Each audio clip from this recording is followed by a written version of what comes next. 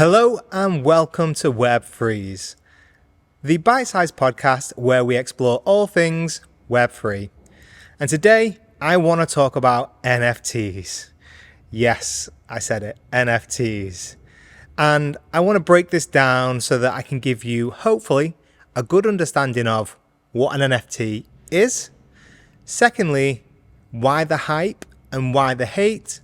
And finally, why they may just be a new hope for NFTs. So let's dive in. First up, we have, what is an NFT? Well, it's a very good question. But one thing it isn't is a JPEG. So NFT, the NF stands for non-fungible.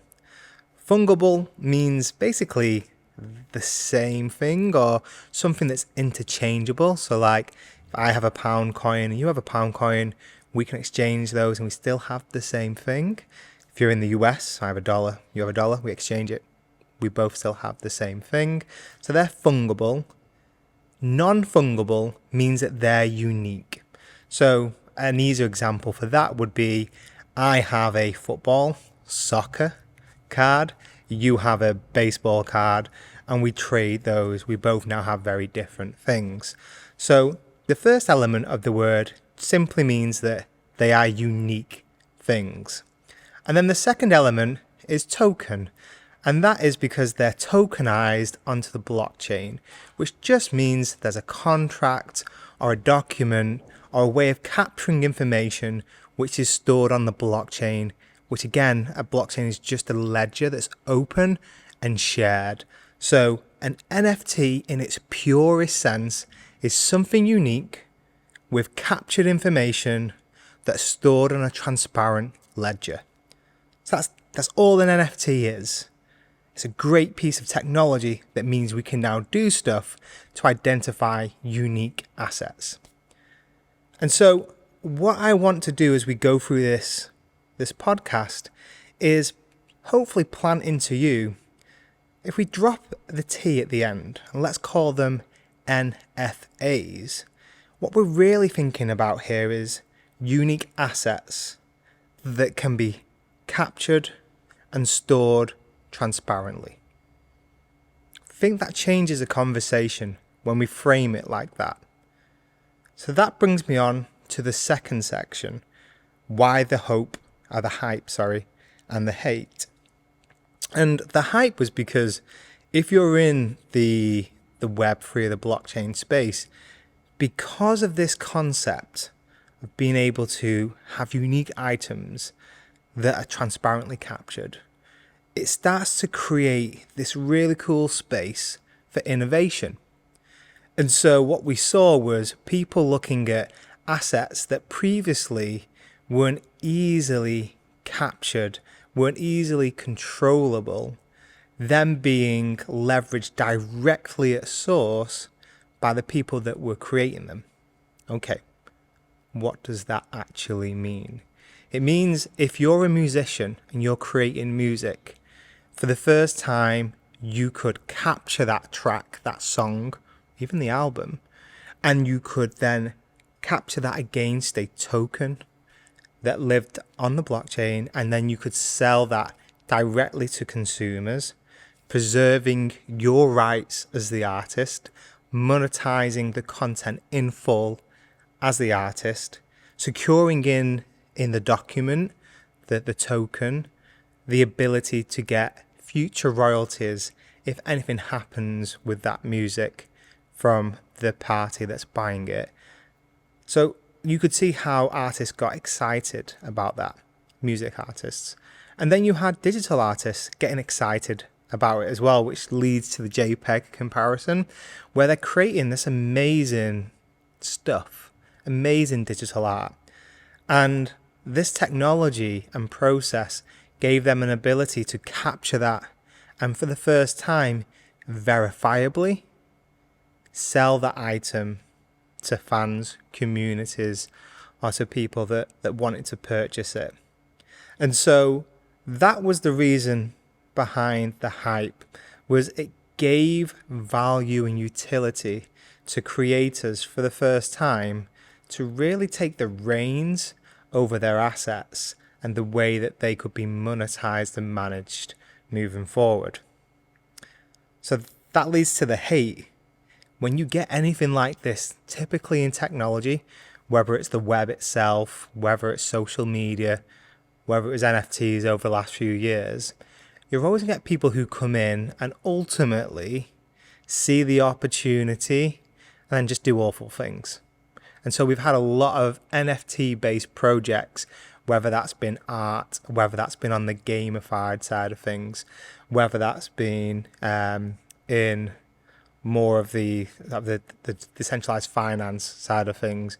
We've seen a lot of projects that have popped up that haven't delivered on their promises and have felt more like a pump and dump. You say you're going to do things, you attach it to this asset, you sell it, and then you take the money and run effectively. And so that has left a lot of skepticism. And because it's such an emerging and young space, and because people don't really understand what an NFT is at its core, it's just meant that the phrase has become a little bit toxic and people have become disenfranchised by the whole thing. And that's a real shame. But it brings me to why I feel there's a new hope for NFTs. Now that we've been able to shake out the people who came in for the gold rush, the people who came in just to make money, to pump and dump, I think now what we're actually seeing, or certainly what I'm seeing in the space, are those pure projects starting to come back through and starting to experiment with how we can use this technology in a way that adds value to both creators and to consumers. And as I look ahead, I think that's ultimately where the future lies for this technology.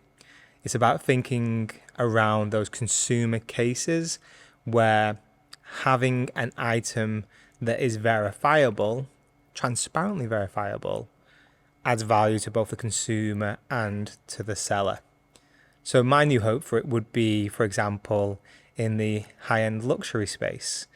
How many times do we come across products that we can't distinguish whether they're real or whether they're fake? If there was an easy way to be able to scan the item and it would look up to see whether this was a genuine item or not, would make it super easy and super transparent. So as a consumer, you know, if I buy that thing, that ultimately it's genuine and authentic, and it's now going to be linked to me in a way that I can verify in the future. A, just to prove that I own it, or B, if I want to sell it on in the future. And if we look at other use cases, like the one I always use that seems to get some cut through is if you've ever sold a car in the UK and you have a logbook and it's a whole thing, it's a very centralized database. Imagine that same process of the way that we have a vehicle identifier that ultimately lived on the blockchain, so an open, transparent ledger rather than a closed, centralized database. You can easily prove at any point in time who owns the car, and then you can immediately sell that car and update that record so that everyone can see who the new owner is. And if we take that case study and apply that to lots of things, selling houses, selling tickets on a secondary market, there's so much utility for the technology of non-fungible assets, or tokens. And I think that's what gives me hope that over time, the phrase may drop away, but the underlying technology, the underlying smart contracts, the underlying use of the blockchain will ultimately mean that NFTs play a big part in the future infrastructure of the way that we buy and sell items. That's my sort of 0.02 ETH on NFTs, and I hope that's give you a new perspective on what they are, what they aren't, and what potentially they might be. That's your lot for this week. I appreciate you stopping by and listening. If you enjoyed it, please give the podcast some love. I'm loving seeing the growth in the podcast, both on downloads and on YouTube. Super encouraged by it. So any love I can get is genuinely appreciated. It's going to help the show reach more people. That's it for this week. Can't wait to catch up with you on the next one.